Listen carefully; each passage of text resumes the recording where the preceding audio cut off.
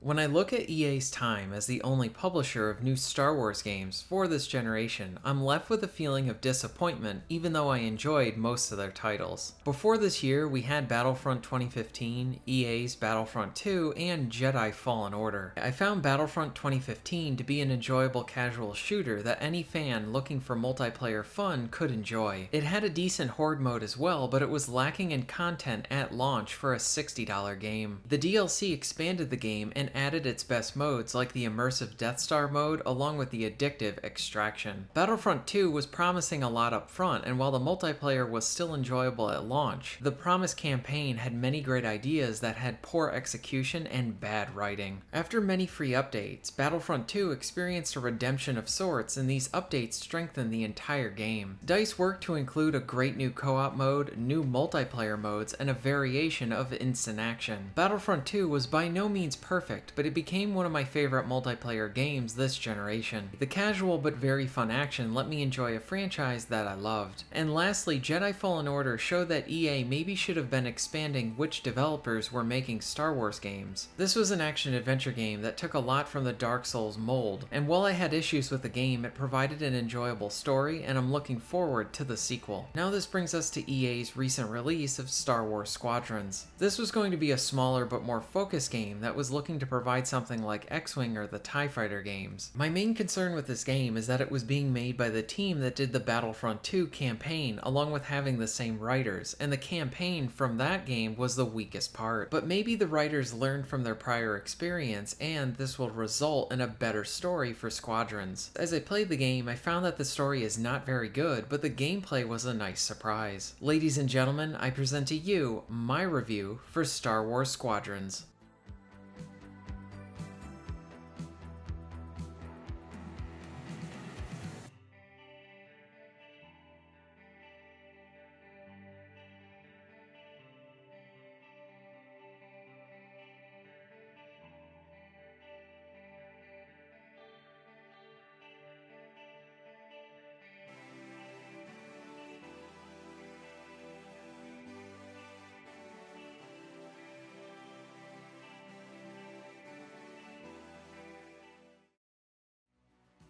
Let's start out with the gameplay. Flying around in the different ships and firing at enemies is a lot of fun. There are 4 different classes of ships, and they feel unique from each other. You can really feel the speed difference when you go from a Y-wing to an A-wing. When you're flying your ships, you can divert power on the fly to different sections of your ship. For example, you can divert power to your lasers, shields, or even your thrusters. If you are far away from a target, you can focus your power on your speed, and as you get closer to your target, you can then switch to focusing your power on your lasers.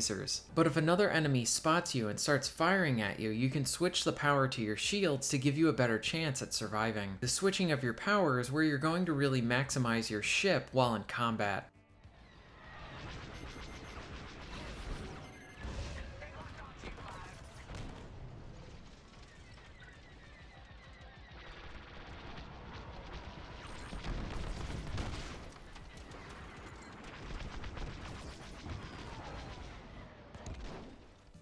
Each of the different ships come with their own weapons and items to use. Some ships act more as support ships and they can resupply your allies or drop out turrets. Others are more focused on dealing damage rather than speed. The 4 different classes provide a decent variety for the player. You can also issue small commands to your AI or teammates by telling them to focus on an enemy or defend a target. As you get more experience with flying, you can rely more on your skills to dodge enemy fire and missiles. You can equip countermeasures to dodge a missile, but as you get better at the dogfighting, it's really satisfying to dodge incoming fire. I will discuss the campaign and story later on, but just so you know that the campaign feels more like a glorified tutorial than really feeling like a genuine single-player campaign. Many of the missions lock you into one ship, so you have to try out all the different ships on each of the sides. The action can be enjoyable in the campaign, but it's not that memorable of an experience. This game is more focused on its multiplayer and co-op options.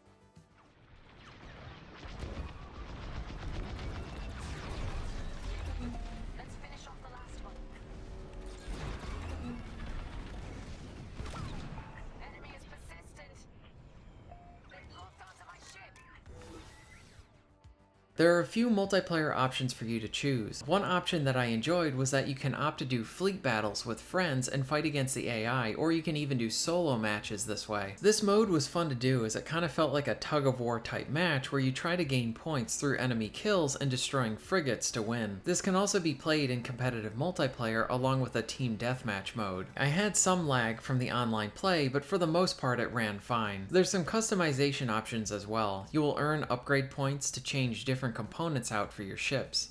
You can change the color of your ship along with the decals, but I do not really see the point of this since the game is only played in first person, so you're really not going to appreciate these cosmetic effects. One fun thing that you earn are these little figurines that you can put on your dashboard. Essentially, you get the usual amount of unlocks for this type of stuff. The campaign does provide some fun gameplay moments, but for the most part I found a lot of my fun in the co-op mode.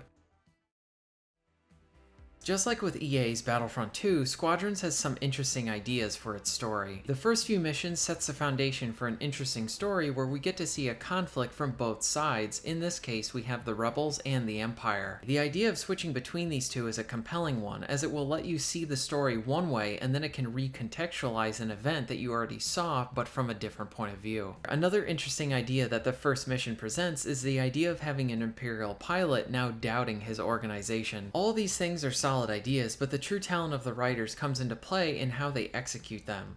The first mission shows us a character on the Empire side and having doubt in his current mission. He is ordered to find and kill some rebel refugees. During the very first mission, he turns against the Empire and rescues the refugees. This honestly felt like they were copying what they did with the story and how Iden turned on the Empire in Battlefront 2. My main issue with this is that the writers don't do anything interesting with this great concept. Introducing Javes without developing him and then having him make an impactful decision felt rushed and underdeveloped. The story could have taken some time in the introductory missions to show Javes and his relationship with his team while working for the Empire, and then there could have been a few events leading up to this decision of Javes going towards the Rebels. One of the high points of the story could have been this moment where he switches sides, but the writers wasted this great idea with this execution. Now the second mission features you playing as the Rebels trying to help out Javes as he's trying to help the refugees. But then instead of developing Javes and seeing him gain the trust of the rebellion, the game jumps 4 years into the future and skips all of this potential development. Everybody just trusts Javes, almost like he was never a previous member of the Empire. The writers use the time jump stuff a lot in Battlefront 2's story, and how they use it here feels like they want to skip out on the work of developing these characters and just hit some checkboxes for their story. While switching between the Rebels and the Imperials during the campaign provides some nice variety for the ships that you get to use, the game never uses this concept in interesting ways. This results in many of the missions feeling the same and none of them really standing out. The gameplay is memorable, but the levels are not.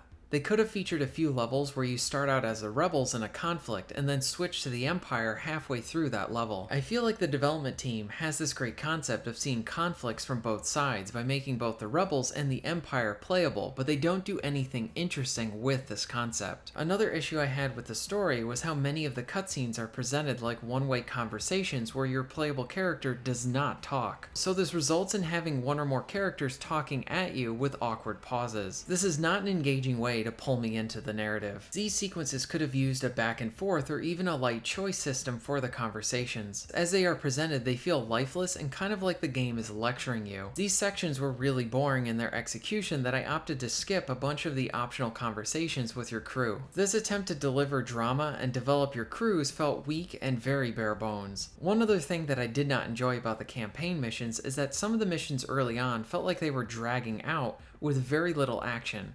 And then there were some instances where you need to go up to scan something and then go to something else and scan it. These sections were not fun to do and felt very boring. These sequences felt like padding, and I wish that they didn't have them in the game. While the story is not very good, when the game presents itself with traditional cutscenes, the presentation is really great. The mix of exciting camera movements and visuals are very entertaining in these parts. While I did finish the campaign, I did not feel like it held my attention at all, and I would have skipped it if I wasn't reviewing this game. You might like this more than I did, but for the most part, I found the action to be enjoyable, but the story was not that good.